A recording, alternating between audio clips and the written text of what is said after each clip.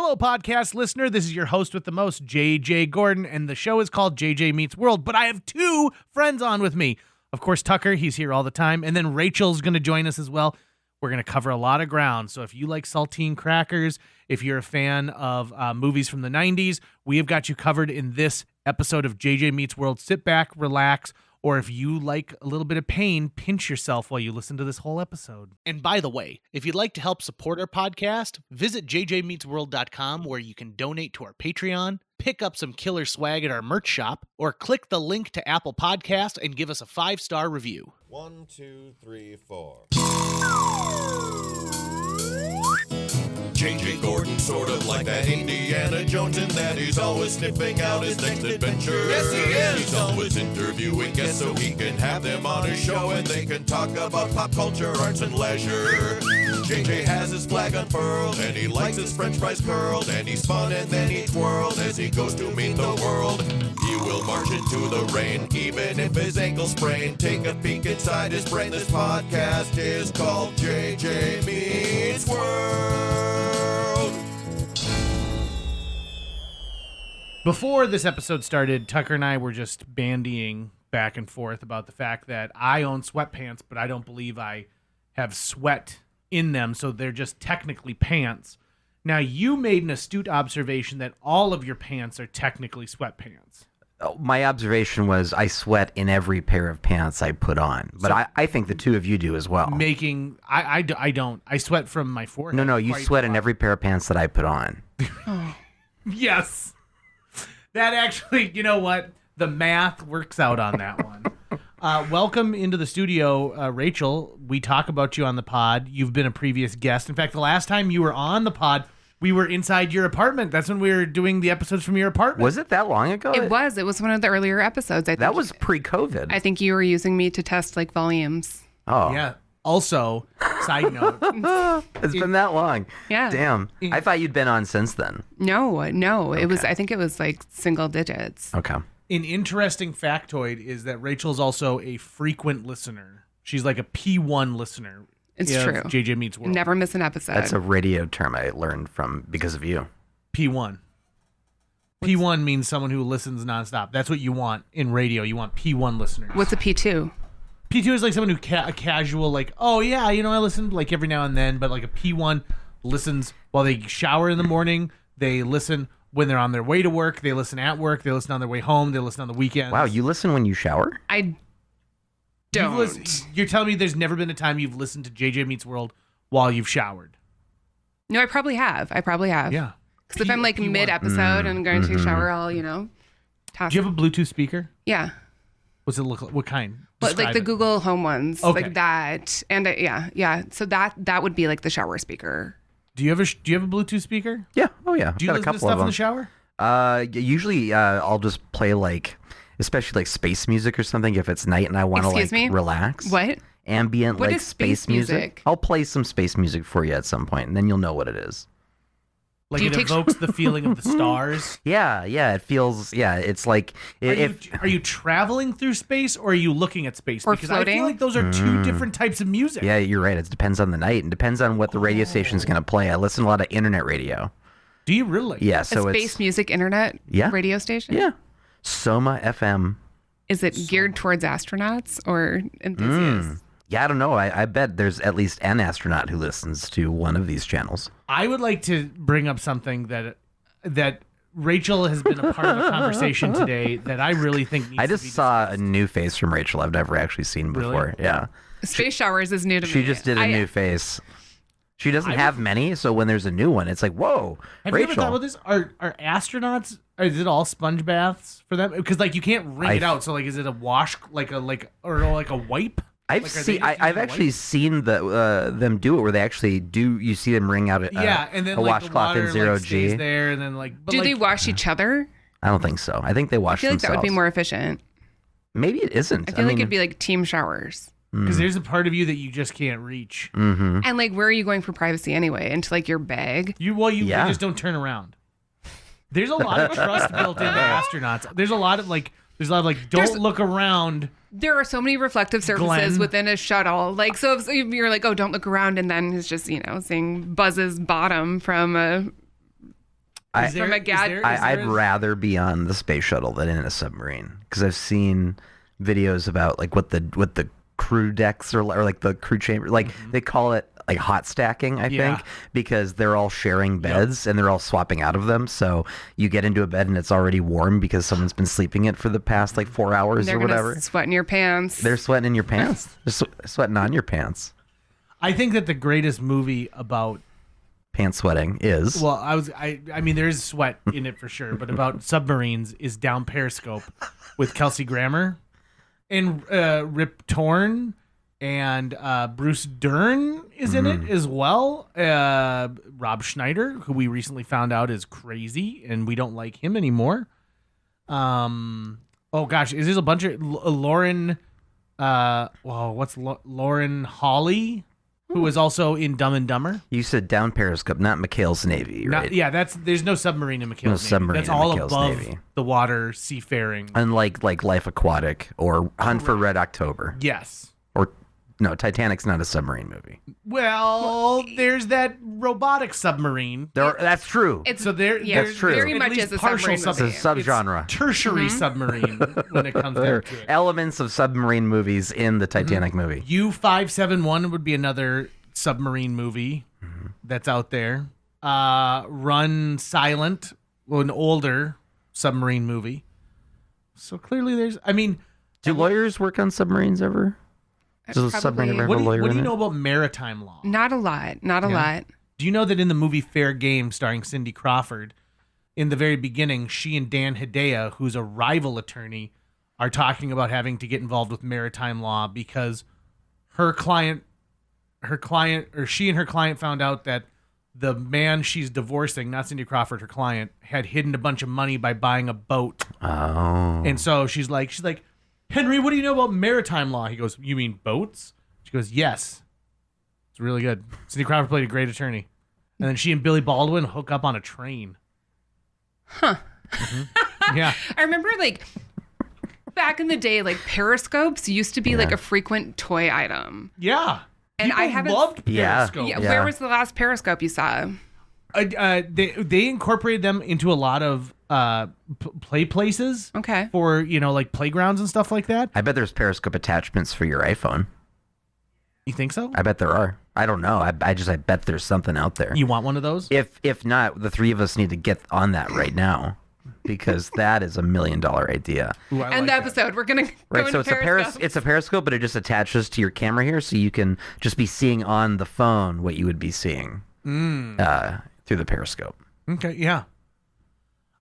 There's an app called Periscope. No, that people that's have an for a old while. face. I've seen that one. You've seen that face before? That was a normal Rachel face. It doesn't make sense. Okay, Tucker. this It is doesn't what I- make this is what I sense. wanna But I talk think there about. is a periscope attachment. My wife went to a psychic When? on a vacation recently. Really? And she and her friends went to this psychic because they were told that the psychic was really good. And this is what you were allowed to do. The psychic talked really fast. You can't ask questions. She wouldn't repeat anything. So you're allowed to tape it with your iPhone while they're going on. Okay. Now, you would think that the psychic would be talking about things like, you need to avoid a silver car with the license plate that starts with the letter B. But what this woman told her was like, you need to avoid eating beans. And then told All another, beans? all beans. just Yeah. beans. Avoid beans. Avoid beans. Because like there wasn't even the specification of if you need to avoid being near beans or avoid eating beans. Right, like you don't want to die in a silo. And it could be A bean truck that's coming by you. Like, and get off and the it road. could be green beans, it could be lima beans, Could be it could any be bean. black beans. It could be the character Beans from Even Stevens. Mr. Bean. Yeah, because that's the thing about psychics and genies and jinn and stuff. You have to totally understand that it's not what they're saying. It's a trick. Bingo, It right? actually means something else. You gotta read between the lines. Yeah. So this person also told, and here's the thing that just pisses me off. So apparently the psychic also told her friend that she's gonna have water problems, and recently they had their well tested, and it came back with such high levels of lead and like chromium that the inspector said, if you have drank any of this water, go to the hospital right now. Whoa. Because they were like 75 100% above like the healthy level of something. And so they think that it justifies now that like this person was not completely and totally full of shit and it was different. Now, this is my interaction with psychics, okay? When I was young, we used to take these drama trips. When I was in eighth grade, and we would take a drama trip to go see 2 plays, and we didn't go to the Mall of America like you would think, but instead we went to Uptown Minneapolis, where they literally unloaded a bus full of kids and said, just be back here in 4 hours. Mm-hmm. And we walked around Uptown Minneapolis, not as big groups, sometimes as single people. And Alex Davey and I, previous guest Alex Davey and I, went to a psychic who operated out of her home, who is I know still exactly there. where that is. Yep. Up on Hennepin. Yep. And like we knocked on the door, and her kids answered, and then they went and got her, and then they brought us into like a back room that clearly was supposed to be like a guest bedroom, but they had decked it out with like a beaded curtain. How old were the kids? They were young. I mean, probably like 6 and under at the time. What was the psychic wearing? Like regular clothes. Like okay. I think like like I've been to Duluth on her sweatshirt. Okay, I was hoping like you go through like a beaded curtain and like there's and she's already like there. She's like, I knew you were like coming. Robes. Be like, what? Yeah. Were there posted hours? Nope. Oh. And so I think but there's a neon sign, and I think like if she clicked the neon sign, you could go in. And you're Okay. good to go. So like if one of the kids who's in charge of shutting it off forgets and then all of a sudden 2:00 in the morning, you have a weird, The sign was on. I remember like the woman telling me that I had the hands of a healer, which is one thing. I've always thought that about you. Did you? No. Okay. Because I'm pretty sure, like I've talked about this on this podcast before. I'm pretty sure I could help a woman give birth. Like I'm positive. You do feel very confident that you'd be able I'm to. so confident. is it another way of saying soft hands? No. Because He just helped me install an air conditioning Yeah. unit through the side of my house, so he doesn't have soft hands. no, it's steady. Have you hands. touched his hands? They are. I don't need to touch his hands to know Look that at 'em. they're not. as There's soft. no chocolate on them. Which, like, you'd be like, why would you say that? Be like, because sometimes there's chocolate on my hands. And here's the Actually, thing. look on the thumb, JJ. What is that? What? Oh no, this isn't out. These are owies. These are from It's a boo-boo? These are when I fell. These are when I fell down when I was Is that an after oop? my martinis. I was an oopsie. Yeah. Oh. And then like on this hand, you can't really see, but like I messed up the knuckles there. Like, Yeah, because we don't even know if he got in a fight or not. Or what Probably it was. didn't, but by the way, Rachel and I are hot off of an experience where we went to an escape room and did not win. We did not. how'd you solve- get here then? Well, They let you out? they let us out, but only after we pounded on the door and begged. Hint. Hint. Yeah, like we kept going, hint, hint, hint. And I realized I've only ever done an escape room one other time, and it was also with Rachel like 10 years ago. It was almost exactly 10 years ago. Yeah. I forgot those things even exist still. I thought like the fad had run its course. No, I think the creativity within the fad may have run its course, Okay. but like the locking you in a room still exists. Okay. Yeah. And this one was not great. If I were to rate this escape room, I would give it a C. Some of the puzzles were interesting, but we also were in agreement as a group. First of all, there was no alpha, and you always need an alpha. Oh, in your group. Right, yeah. There's no alpha. And That's who was there? You two? myself, Jill, Rachel, and Sean. Yeah, okay. So Sean Yep. spent like 30 minutes working on a puzzle that would have come in handy if we had progressed that far in the game. Jill was pretty good. Like I kept second guessing her, but she kind of like, I was like, they wrote this for Jill. Like I think the worst type of person who can get into an escape room is a creative person because you're always trying to be like, I'm going to be 5 steps ahead of you because I'm also creative. It's like that asshole who leans over in a movie and be like Dolores Claiborne did it. And they're not right. They're never right. Those fucking guys. Right? Those there was guys They're are always the talking about worst. Dolores Claiborne just leaning over in movie theaters. I you're love just that movie. you're sitting there eating your popcorn. This guy just 3 rows back. You ever see that movie, Dolores Claiborne? No. Takes place half in the 50s and half in the 90s. It's about Kathy Bates. It's based off a Stephen King story. Kathy Bates is a woman who's accused of killing her employer by throwing her down the stairs, but she's being like tried by the same guy who tried to get her for killing her husband back in the 50s. But it turns out her husband had been abusing their daughter who now is played by Jennifer Jason Leigh, and it's set like on a small island off the coast of Maine. It's a phenomenal movie. I have not read the short story or the book it's based off of, but it's really good. It's Christopher Plummer, Jennifer Jason Leigh, Kathy Bates, and I want to say Philip Seymour Hoffman, but that's not it. Who's the guy who starred in all the Will Ferrell movies with him? John C. Reilly? John C. Reilly. Okay. John C. Reilly. And they all use these Maine accents that don't really make Dolores.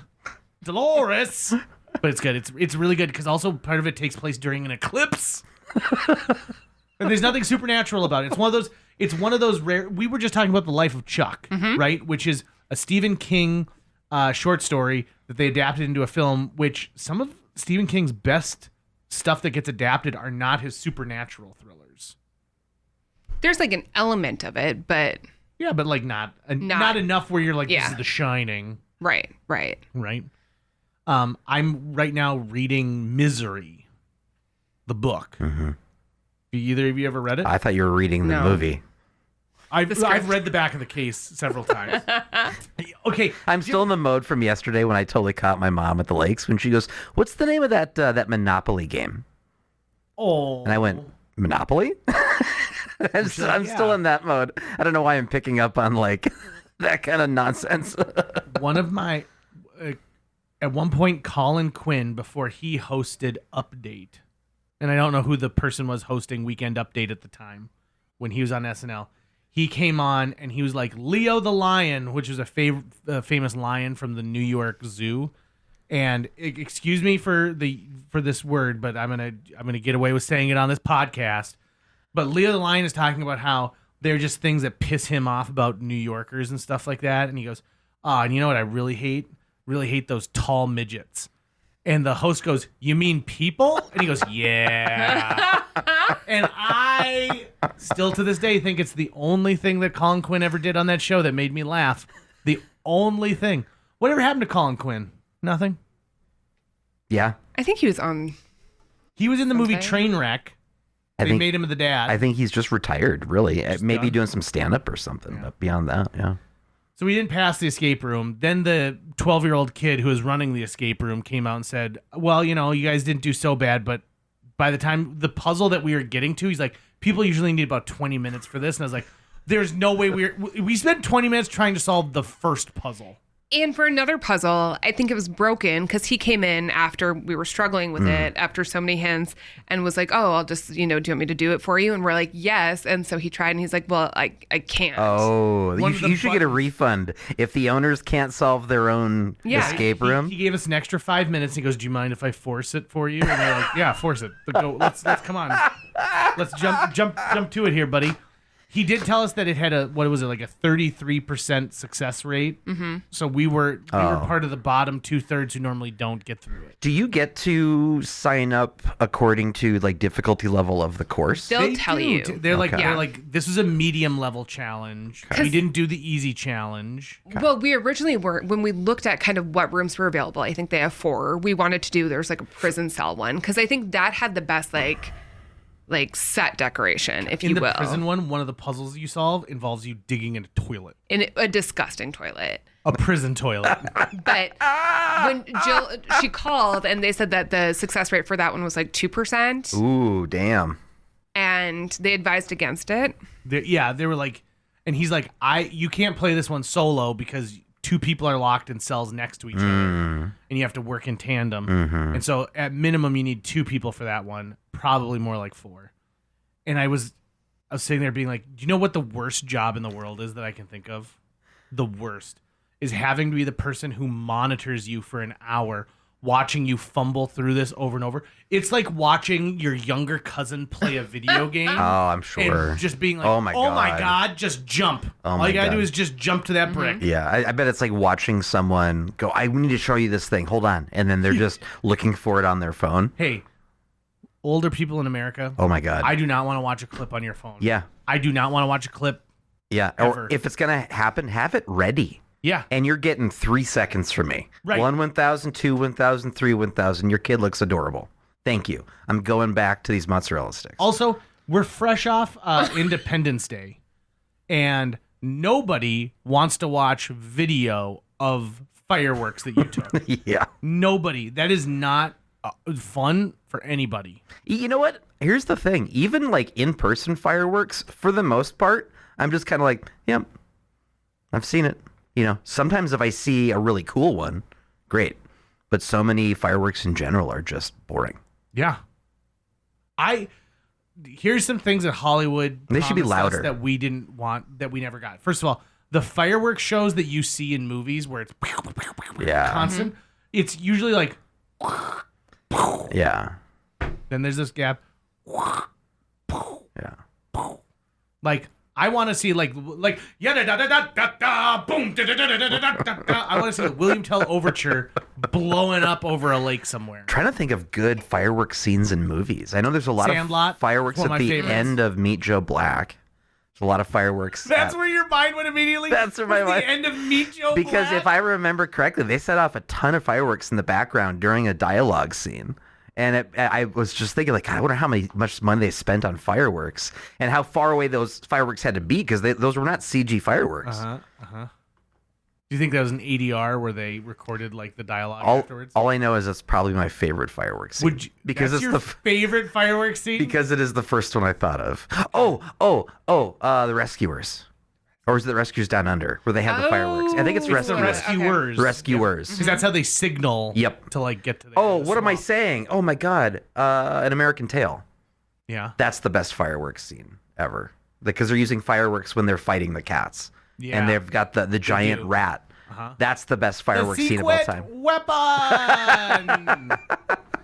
Do you think that fireworks, just in general, are okay? Let me put it this way: fireworks are something that we use as part of a celebration, but they are expensive.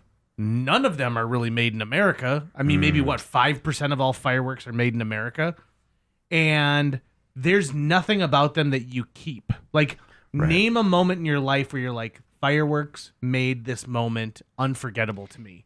Because I would dare say, most of the time, the fireworks that you really care about are being with the ones that you love, laughing really hard until you puke up your guts. It's not the fireworks themselves, it's the fireworks inside of us. If you get too close to a firework and you get hit by some shrapnel and it gets inside of your body, you might keep that. Did this happen to you? No, I don't go near I them. got hit by a firework once and I jammed my finger real bad. Jammed it right up. I got the hit same by thumb an as ash your- from one. No, it was my owie. What was that? I got hit by a burning piece of a wick because we were taking bottle rockets and strapping as many together as we could and making like wrapping as many of their wicks together. And They're called fuses. I Explosions burned. have fuses. So I set the wicks on fire.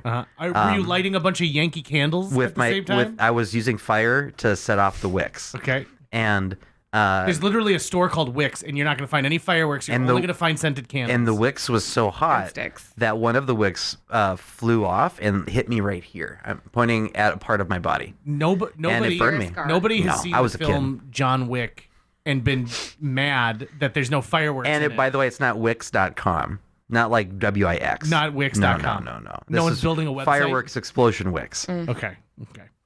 I can't think of what I would have to say. Sandlot is probably my favorite Sandlot. movie for fireworks. Has your favorite fireworks scene? Yeah. Okay. Because then you also get that the rendition of America the Beautiful by Ray Charles, which I think is That's really true. good. Rachel's is probably the scene from Fellowship of the Ring when Merry and Pippin steal some of Gandalf's fireworks And they light it off. set off the dragon, and the dragon flies towards the birthday party, and then everyone thinks that it's an actual dragon, and they all start running for cover, and then Frodo is like, "Oh my God, the dragon!" And then Bilbo's like, "There hasn't been a dragon in these parts in like 100 years," and then he ducks, and then the dragon flies over all of everyone and then explodes, and then everyone realizes it was just a firework. And then after that, everyone's really happy and they're applauding. You know, if you And then read- what happens, Tucker? Because I've never seen a Lord of the Rings, so Well, okay. now you're gonna have to keep going. but if you read the book, it's not a dragon, it's an Irishman. What? Like a fly? It's a flying Irishman with a shillelagh, and he hits all the little hobbits in the head, and they're like, there hasn't been an Irishman here in Did you know that there were two versions of The Hobbit? That he wrote The Hobbit, released it, and then when the publisher was like, "We want a sequel," he went back and rewrote a little piece of it. And I'm not joking. The two changes were, one, he made the ring be the ring from Sauron. Like in the first book, Gollum just like shows him the way out, and so in the redux of it, Just the whole ring thing. he has to run from him. But the other thing is, at one point, Bilbo mentions China. Really? Yeah, he makes mention of China. So the country of China is like in The Hobbit, the first version, until he redid it and dropped the. Interesting. Oh. Rachel, what was the last thing you read? Like a book, Well, yeah. Yeah, not like a legal I saw that brief. you were checking out the contents of that soda that I gave you, but Oh, I you wasn't. but I didn't mean that. Yeah, not like instructions for an escape well, room. what I'm currently reading, so I have two different things. And so I was telling JJ that I've been listening to a lot of audiobooks, but the audiobooks I listen to are all like kind of smutty, the things you wouldn't like talk about. Are you listening to those in the shower? Yeah, sometimes. Because they're really, what kind of things do they say? I mean, Like, what's an example of something that they would have said? Like what? Give me just like give me an elevator pitch of the premise of one of these things. okay. So, it's always like, it's someone, Is it from a female perspective? yeah, they're usually always from a female perspective. Is she sort of lonely? Yeah, like usually kind of like a background that's like, it's different than what you think it is. Yeah. And like, it's usually like husbands usually die. They're usually sometimes like abusive, so it's just kind of like And she needs to reclaim her power yeah. Yeah. So, well, I mean, no, and get some D. there's that in it too. Yeah. Yeah. So it's mostly or some V. Does she ever get V? But for actual books, actually, I started reading the book. Do they get any W? I'm taking this to a different level. But so, no, there's a book, James, which I started reading, which is James? It's just a Yeah. guy's name. No, it's so. I'm sorry. We will let you talk. So it's a take on, so from like Huckleberry Finn, Tom Sawyer, like the Jim. from Huck Oh, Finn. I have this book. Yeah, it's great. So I'm only through kind of the first half of it, but it's very interesting. So it's from his perspective. Really? Oh, Yeah. I was still thinking, like, at first I was still thinking we were talking about smut books. No. When she said James, I was No, like, oh, I this just is- named it after a See, guy. No, I have audiobooks and then I have textbooks. Oh. The audiobooks are smut because I you pay need to- attention 80%. you need Like to I'm hear it. driving, I'm walking, I'm working, but like things I actually want to read are the non-smut. I mean, there could be smut in there too, but typically. Greg Carlson gave me a copy of James for my 40th birthday. So I haven't started reading it yet. But so are good. you're halfway through it? Yeah. And Yep. it's got a thumbs up from you? Thumbs up. Okay. Thumbs up. Sweet. Okay. It's a very interesting, like just conceptually, like, Yeah. When I was in Disney World, I was like, I want to watch a Disney movie to kind of get in Disney frame of mind. yeah. But Jill did not want to watch any of the Disney movies I wanted to watch, like Tron, even though we were about to go on the Tron ride. Okay. What she chose instead was for us to watch Tom and Huck.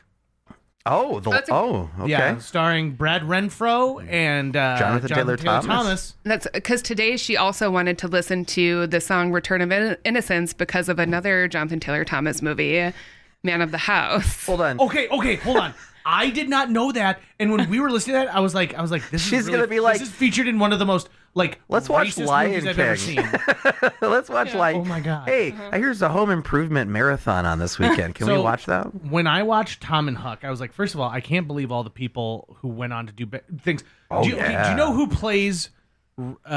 Is it the Becky Thatcher? Is Reverend Thatcher? Do you know who plays Reverend Thatcher in that? I can't remember. Charles Rocket, who was the first person fired from SNL for dropping an F-bomb. Oh. And also was like the co-star of the movie It's Pat, was in Dumb and Dumber. I love It's Pat. I haven't seen it in decades. It's Yeah. probably something I shouldn't watch now, but Yeah. I love it. It did not age well for so many reasons. It's got Ween in it, though. It's got Ween. Yeah. Like for a long time, like 20. In fact, you could say that Ween is the second half of this movie and drives like a huge part of it for Pat.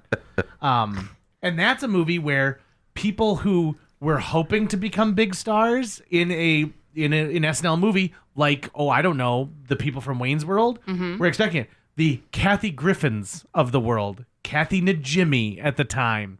Who else did I see who popped up in there? I mean, Dave Foley, but Dave Foley ended up having a pretty good career on his own, right? But yeah, there's a lot of people you're like, oh, that's unfortunate. Did I do that? Which oh no, that's Urkel. That's Urkel. Whoops.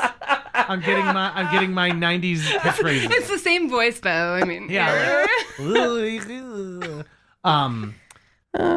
That being said, we didn't solve the escape room.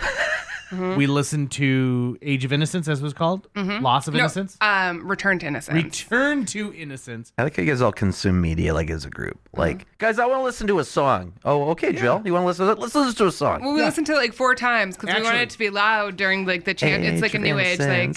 Yeah.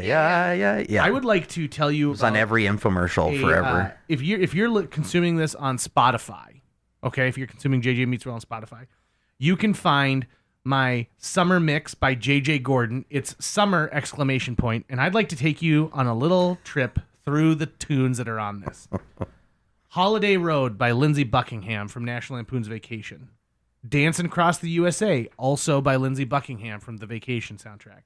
The Wally World Theme by Mark Mothersbaugh, which is a theme song written for the fake Wally World theme park for the Vacation reboot starring Ed Helms. And this, I think, only plays during the credits. It's worth your time because I think they're like, Mark Mothersbaugh, who from Devo, like, could you write a theme song for like a modern day like park? And so like, it's like Wally World, Wally World, Wally World. And the last line of it is eating corn at Wally World. It's fantastic. Then a song called Down the Road by C2C, which I got from the show Silicon Valley. All Night by Big Boy. Rockin' the Suburbs by Ben Folds. Street Corner Symphony, Rob Thomas. In the Summertime by Mungo Jerry. Summer Nights from Grease. And by the way, the motion picture Grease, not the stage show. Joy to the World, Three Dog Night. Wouldn't It Be Nice, The Beach Boys. Yeah. That was based off our conversation. Signed, Sealed, Delivered, I'm Yours by Stevie Wonder. You Make My Dreams Come True, Daryl Hall and John Oates. Margaritaville, Jimmy Buffett. Brown Eyed Girl, Van Morrison. Summer in the City, the remastered version by The Loving Spoonful. Sitting on the Dock of the Bay by Otis Redding. Interesting fact about that song. Otis was 4 minutes short of his album, and they were like, we need another song, Otis. And he's like, ugh. So he literally walks out of the studio, goes and sits on the dock of the bay, writes this song as like a nothing, as like, this is just something to fill time. It becomes the biggest hit of his career and the least personal song that he ever wrote. The Walker by Fitz and the Tantrums. Say Hey I Love You by Michael Franti and Spearhead. Summer Baby by the Jonas Brothers. This is my summer jam. Summer Baby by the Jonas Brothers. Now, I know the song has been out for a long time. I'm just now coming to it. How long? I have never heard of this. Summer Baby. Oh, it's so good. I have never listened to any of the Jonas Brothers, either together or individually. This is worth your time. It's good. We Feelin' All Right by E-Man 8, which I got from Below Deck. It was one of the like very cheaply licensed songs. Aaron's Party, Come Get It by Aaron Carter, where he talks about throwing a party at his house while his parents go to a movie. Is that the one Aaron Carter like hit? When did you make this playlist? I've been building it lately. Okay. Like recently has been built. Yeah, because there's some weird deep cuts, but here's the thing: he's had these songs in his heart, in the playlist of his heart, so they're just being codified now. I think Aaron Carter had some other hits, like another one that I think charted at one point, and kids today are still quoting. Is Go Jimmy Jimmy from the Jimmy Neutron soundtrack. Like kids today are still singing that. A Lovely Day, Good as Hell mashup by Pomplamoose. If you're not listening to this. I like Pomplamoose. It's so good. This is a great jam. A piano cover of the song Are You Ready for the Summer, which is from the Meatballs soundtrack. Are you ready for the summer? The only version I can find on Spotify other than this one is a cover that Lisa Loeb did maybe like 15 years ago. But her version's not very good. Then off the Road Trip soundtrack, Mr. E's Beautiful Blues by the Eels, and then Fortune and Fame by KGB. Did you, just a fun fact from that, you had a Love and Spoonful song. Did you know that the singer from the Love and Spoonful also did the Welcome Back Kotter theme song? Shut the fuck up. Just You serious? I'm very serious. Welcome back. Because he quit the band because there was controversy in like 1968. He quit the band. And then like four years probably like, hit out because I can't remember what it was. I don't know what he did. But yeah, then he came back with Cotter. There's an interesting Hold on, I'm gonna find it. I think he was a narc. I think he was a narc. I think and it was 68 and everyone got mad at him. Okay. It could be revisionist history, but I'm pretty sure that was what I read it in the Wikipedias. I'm gonna tell you a fact about a person, okay? And this person wrote all of these jingles. Like a good neighbor, State Farm is there.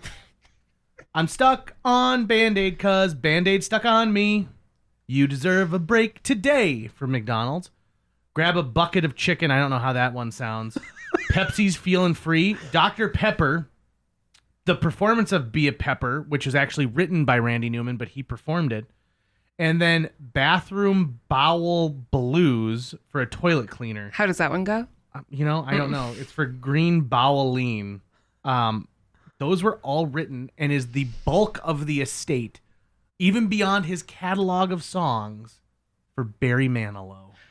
Wow. Barry Manilow. That State Farm thing, I bet rakes in millions every year. Like a good neighbor, State Farm is there. Well, I mean, like Kenny G makes his money off of just Starbucks investment. Right. Yeah. That's way more money than he has ever made blowing a saxophone. Well, and I think some of it for the jingles, it depends how it's licensed. Like, is it just a one-time thing or per use? Because I bet it's per use. There's a lady who for in early synth era, she did the Coca-Cola the Pop and Fizz song, which is all made by synth, which is very cool. But she licensed it, so they had to relicense it for every single commercial, and so. It's so smart, right? Yeah. As opposed to, I think who did the McDonald's jingle, they didn't do that. I'm loving it. I'm loving it. And then it was some musician. So they did I think they did the Arby's one and did it differently for that. Whoever wrote "We want my baby back, baby back, baby back, baby back." They have footage of the recording of that. Really? Yeah, there's a whole behind the scenes video on YouTube of them in the studio making that. They even reunited not too long ago to do. I'm not even joking. No, yeah, I think you're right. To do an anniversary of it, which made me feel really old. I don't know how often you guys listen to the radio, but the O'Reilly's Auto Parts has O'Reilly's Auto Parts. The 4 people who sang that ended up at a wedding together recently and did that. The band gave them the microphones and they did it, and that video went viral. People couldn't wait to see that, and they're like, these people still hang out together. Love that. Love it so much. Okay, Rachel, you're staying at my house right now. What's my snack situation like right now? Is it on point, or am I missing something? You always have the greatest snack situation. Oh, thank you so much. And that's because, genuinely, the snack drawers have not changed in the Since last... my mom controlled them. Yeah. Okay. So it's probably... I was wondering if he curates it depending on the guest who's coming. No. The drawers are the same. The snacks are... you can... the standards are always there. But it's always anything you could want. What are the standards? There's always gummy bears, fruit snacks. Chippers is relatively, probably in the past 5 years new as a standard. You have the chip drawer assorted. Triscuits, almost always Triscuits. Nice. A tortilla chip. Any Wheat Thins? Ever any Wheat Thins? Yeah. Okay. Yeah. I don't like the Wheat Thins that are shaped like triangles, though. I think those are the bullshit thins. Speaking of crackers, this is the greatest thing that I found in Texas. Oh yeah, Rachel lives in Texas now. Yeah, and I'm obsessed with Yeehaw! this. And so there's a grocery store chain in Texas called H-E-B, which is fantastic. H-E-B? Yeah.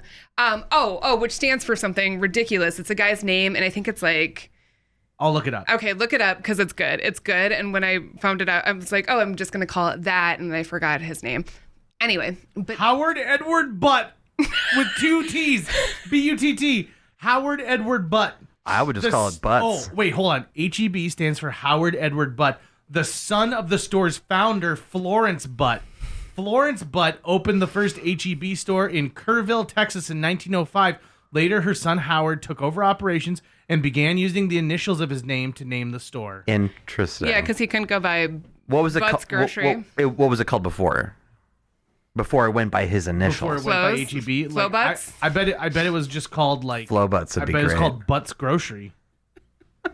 Or Flows. And he got bullied so much, he's just like, no, it's H-E-B. Anyway, So it's like they have a lot of, they're like store brands. Mm-hmm. They have a jalapeno It was version of called everything. the CC Butt grocery store. CC Butt. Delightful. So they have their own like store brand of it's jalapeno saltines, which saltines is to me, when you were sick as a child, you're Yeah. given saltines, but jalapeno saltines, I bet that's great. so good. It has it's zesty, it's crisp, it's the perfect snack. I think a lot of Midwesterners eat saltines in like a glass of milk and think of it as Yeah. a great snack. Yeah.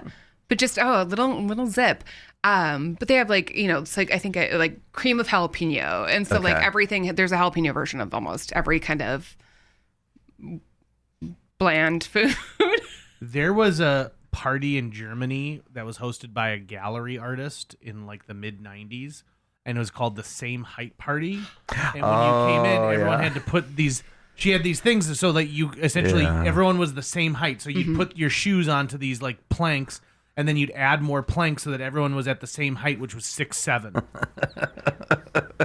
Did she know who was coming to it first, or Nope, what if nope. like a 6'8" guy came and it was like, think, we all have honestly, to move I think, up? I think actually, you know what? I think when I was reading about it, that's the thing is like whoever was the tallest, Okay. they like met that height. Okay, so if a 6'8" guy showed up, hey everyone, if you're at 6'7", everyone has to go up an inch. Yeah, Guten Tag. Yeah. Right. That's interesting. Okay, so we're gonna go to Howard Edward Butts and get jalapeno saltines. Greatest thing ever. Those would be great in certain soups, not all soups. It's but weird that certain you soups. live in Texas now, and the thing you're recommending to us are saltines. Yeah. Yeah. Why? Do you not Because think it's- Texas is a saltine state? Well, I think of Texas as a barbecue state. What do you think you eat just with the But here's the barbecue? thing. Yeah. meat. Do you know what one of the most common sides with the barbecue stuff is? Are saltines. Okay. Because people use it to like soak up the grease and like kind of like as a little. I'm not saying it's a bad thing you're recommending saltines. I'm saying I'm really surprised to hear, like, because you always hear food recommendations. If someone goes to Texas for a day, they're like, oh my God, you have to try this. Right. So it's like, wow. Not the saltines. Not the Yeah, saltines. this is I'm like something to take home with you. You Yeah. get a box. If anything, this is probably the sign Open that it on the you are plane. now a resident because you're going Oh, for something yeah. that a tourist wouldn't normally think to try. Yeah, you need to go into the Howard Butts. Mm-hmm. Have either of you? I like how you can now just call him Howard Butts, not Howard Edward Butts. I say his full name. I feel like I'm on a closer terms with him. Howie Butts. It's like how many people say William Taft? They say William Howard Taft. I call him Bill. Bill Taft. Look at that. Is that Bill Taft over there? I see. Stuck in the tub again. I'm taking a bath. That was one of my big lines. Yeah, that of was Mercedes-Ray. that was the one scene that we never ended up shooting was you being stuck in the bathtub because the Couldn't idea find a clawfoot tub. the idea was going to be that you were the one president that they forgot to put back in place because you were in the bathroom the whole time you were stuck. Because it would have been like a stinger at the end, right? Yeah. That was the idea. Yeah, behind it would be like an Easter egg. We could still go shoot that. Okay. I love that. I got heat stroke during the filming of that. That's going to wrap it up for today's show. If you enjoyed this episode and would like to help us continue to produce new episodes each week, visit jjmeetsworld.com, where you can donate to our Patreon, pick up some swag at the merch shop, or follow our link to Apple Podcasts and leave us a 5-star review. You can also follow us on social media. We're on Facebook, Instagram, Twitter, YouTube, all the sites the cool kids are using these days. JJ Meets World is produced every week by Tucker Lucas. You can find out more about Tucker's work by visiting moonbasemaria.com. If you want to get in touch with your host with the most, check out linebenders.com, where you can find direct contact info for JJ or booking information. I like jalapenos that taste like saltines.